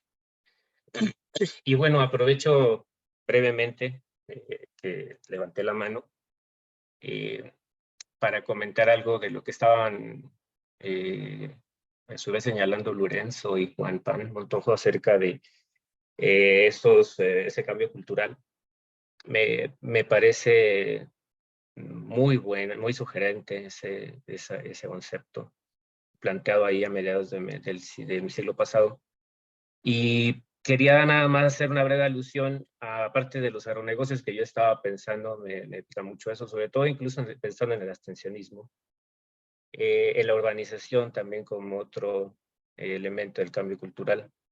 Al final de cuentas, en las ciudades, por ejemplo, pensando en América Latina, muchas de las ciudades son las que se concentra la energía en un primer momento, y también muchas de las nodos de innovación.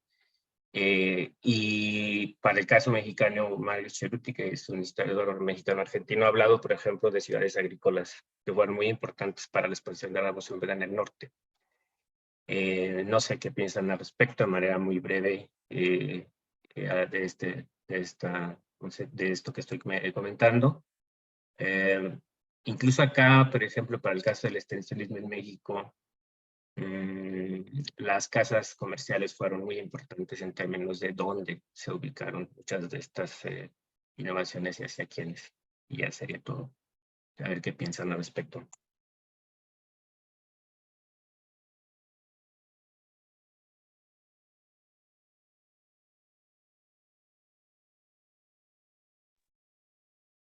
Si les parece, tienen la palabra. Ustedes.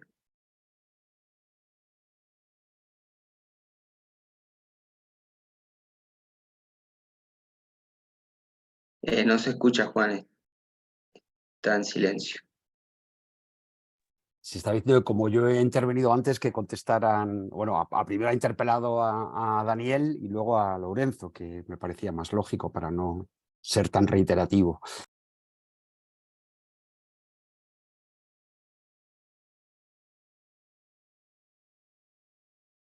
Bueno, yo la verdad, pues, claro, efectivamente, este concepto de ciudades agrícolas, sí, aquí a veces lo llamamos agrociudades, ¿no? Que se convierten en una especie de capitales de servicios agrícolas en el territorio, en territorios que están dedicados a una determinada especialización agrícola, ¿no? Esto, pues, estoy bastante de acuerdo. Me parece que también es otro tema interesante, ¿no? Como la propia implantación de la agroindustria como, no sé si como modelo de política agraria, pero como modelo, digamos, digamos, casi normativo, ¿no? de la propia actividad agraria, ha transformado no solo la estructura, por decirlo así, la estructura urbana del mundo rural o la estructura del poblamiento rural. Yo creo que esto, por ejemplo, en el caso de España se ve bastante bien en la España del centro-sur, ¿no? En zonas, pues por ejemplo en Extremadura, en zonas donde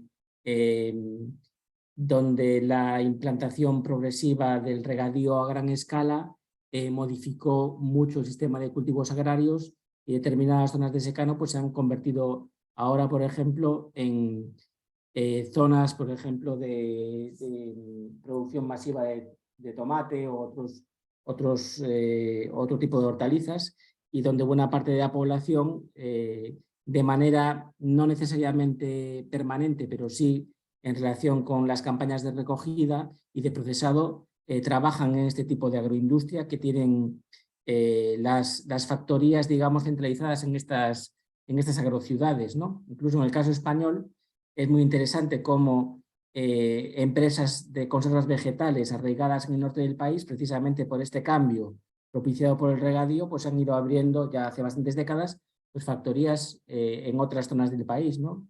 Yo creo que esto sí, o la propia articulación del poblamiento rural y del territorio rural, pues tiene evidentemente consecuencias muy importantes, ¿no? Y va un poco en la línea de lo que comentaba Juan Pan antes, ¿no? Y que a veces, desde el punto de vista, creo que a veces desde el punto de vista de las políticas agrarias de la Revolución Verde, pues a lo mejor nos centramos mucho en las políticas, nos centramos mucho en el extensionismo y no ponemos el foco suficientemente en la complementariedad entre esas políticas y el capital privado, ¿no? El capital agroindustrial en este caso, ¿no? En España, algunos autores, particularmente José Manuel Naredo, ha trabajado sobre esto, ¿no? Y ha dicho cosas muy interesantes sobre esto, ¿no?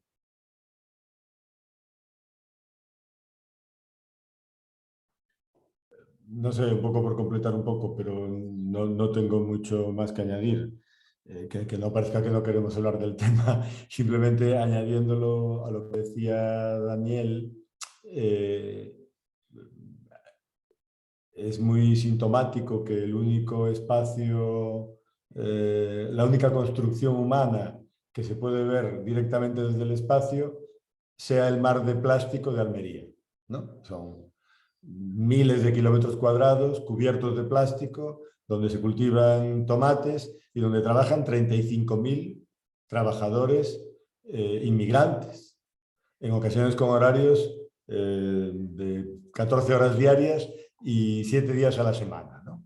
Y esto ocurre en Europa, en el sur de Europa, en un espacio agrario de emigrantes retornados que construyen una economía moderna, bajo plástico, sin suelo, que agotan el agua y de alguna forma, si en los años 20 actuales nos retrotraemos al ideal de la economía de escala que estaba en Kautsky en 1899 o en Lenin en 1905 con el desarrollo del capitalismo en Rusia, aquella obsesión de la agricultura como manufactura que ya del 18 por fin se ha conseguido, podríamos decir. Esa es la agrociudad y sobre todo es la planta industrial agraria, ¿no? Bueno, pues yo creo que de construir todo eso es imprescindible, ¿no?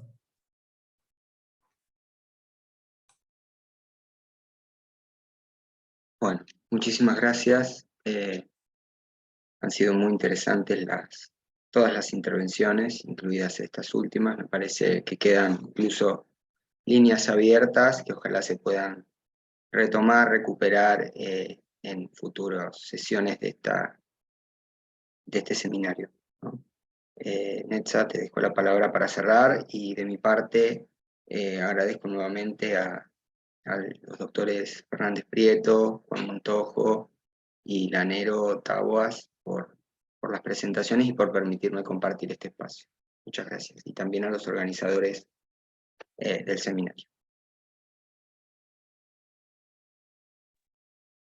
Bueno, pues nada, pues agradecer a Lorenzo, a Juan Pablo Montojo, a Daniel Lanero por estar aquí el día de hoy y por sus presentaciones tan brillantes, así como hacer una invitación para la próxima sesión sobre China y el este asiático, que será el próximo 11 de julio.